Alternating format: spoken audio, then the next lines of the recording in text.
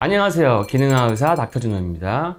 오늘은 그 요오드 논쟁, 위대한 요오드 논쟁 9편째인데 그 요오드 프로젝트에 대해서 제가 말씀드린다고 전 시간에 말씀을 드렸죠. 1997년 미국 UCLA의 산부인과 의사였던 닥터 아브라함께서 그 요오드 프로젝트를 시작합니다. 두 명의 가정의학과 의사, 한 명은 조지 펠라체스, 그리고 한 명은 데이비드 브라운스타인, 이 두 명과 함께 시작을 합니다. 저에게 이제 어떤 조언을 해준 분은 데이비드 브라운스타인이고, 친절하게도 어떤 이렇게 메일로 서로 상의를 하면서 치료에 대한 지금까지 경험.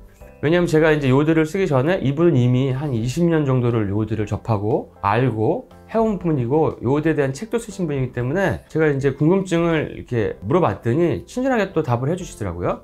그래서 굉장히 많은 도움을 받았고, 그때 이제 이 데이비드 브라운스타인이 생각보다 굉장히 안전하다, 거의 마그네슘 영양제를 먹는다고 생각할 정도로 안전하게 생각해도 된다라고 했던 그런 그 글귀가 생각납니다. 그래서 그 닥터 아브라함은 우리가 측정하는 기존의 요오드는 갑상선에 있는 요오드만 측정한 거기 때문에 전신 요오드를 측정하려면 그 요오드 50mg을 먹고 24시간 소변을 받아야 된다는 그 요오드 부하 검사를 고안해냅니다. 그래서 그거를 이제 해봤는데, 보통 알약으로 되어 있는 요오드가, 고용량 요오드가 12.5거든요. 그러니까 쉽게 얘기하면 한 알에서 한 4알 정도, 50mg 정도 이렇게를 썼어요. 섭취하게 하였고, 그 당뇨가 있는 분들은 하루에 100mg을 썼습니다. 그러니까 예를 들어서 고용량 요오드 약을 8알을 먹게 한 거죠, 당뇨가 있는 사람들은. 근데 변화는 굉장히 경이로웠다 이렇게 되어 있고요. 당뇨 환자는 인슐린 사용이 줄었고, 유방의 섬유소 낭종이 호전되었고, 편두통이나 섬유병통이 호전된 사람들이 많았다. 그리고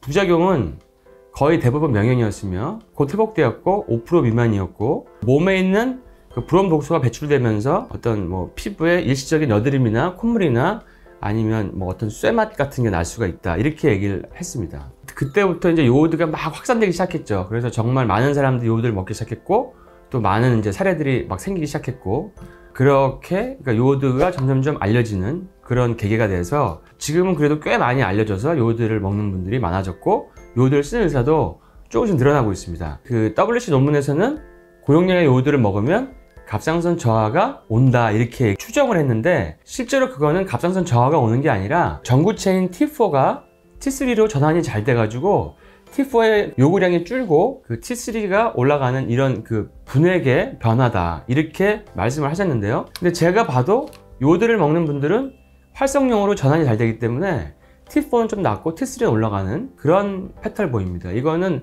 나중에 그 말초 전환장애 시간이 있으면 그때도 자세하게 설명을 해드리겠습니다. 그리고 저는 의아스러운 게 1948년 이후에 또 다른 실험이 전혀 없었다는 게 너무나 이제 좀 안타까운 거고, 그래서 이제 그 요오드에 대한 논문을, 제대로 된 논문을 쓸 수 있나 이렇게 알아봤더니 요오드가 고용량이면 위험하다라는 게 너무 이제 보편화되어 있어서 허가가 안 떨어지는 거예요. 그 강남 세브란스에 있는 선생님들과 같이 이제 진행을 했었는데 허가를 안 해주더라고요. 근데 아이오다인 이렇게 찾아보면 방사선 요오드, 그러니까 안 좋은 요오드, 우리가 수술 후에 그 전이 없애는, 물론 필요할 때도 있지만 몸에 해로운 요오드나 그 다음에 그런 요오드가 들어간 합성약에 대해서는 이 논문들을 쓸 수 있어요. 그러니까 그게 특허가 있으면 되고, 그러니까 이런 천연물질은 논문 쓰기도 어렵고, 요오드는 딱 그 벽을 만들어 놔가지고 그 후속 연구가 안 되고 있는 게 참 안타깝습니다. 그래서 그때 한국에서도 제가 이제 정말 한국 사람들도 우리가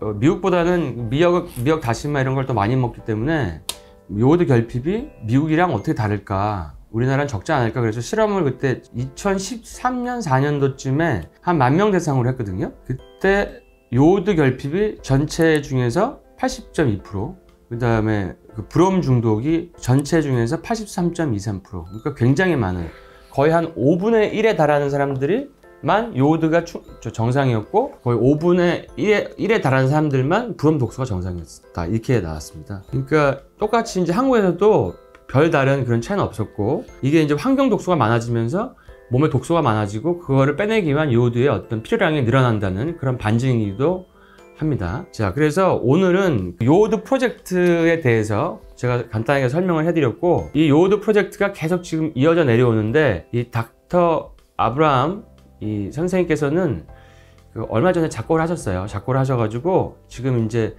그 계속 그 제자분들이 요오드 검사 랩도 하시고 또 환자 치료도 하고 또 강의도 하고 그렇게 하고 계시더라고요. 그래서 그 이런 것들이 좀 더 연구가 돼서 여러분들께 그 제대로 알려줬으면 하는 마음입니다. 오늘은 여기까지 설명드리고요.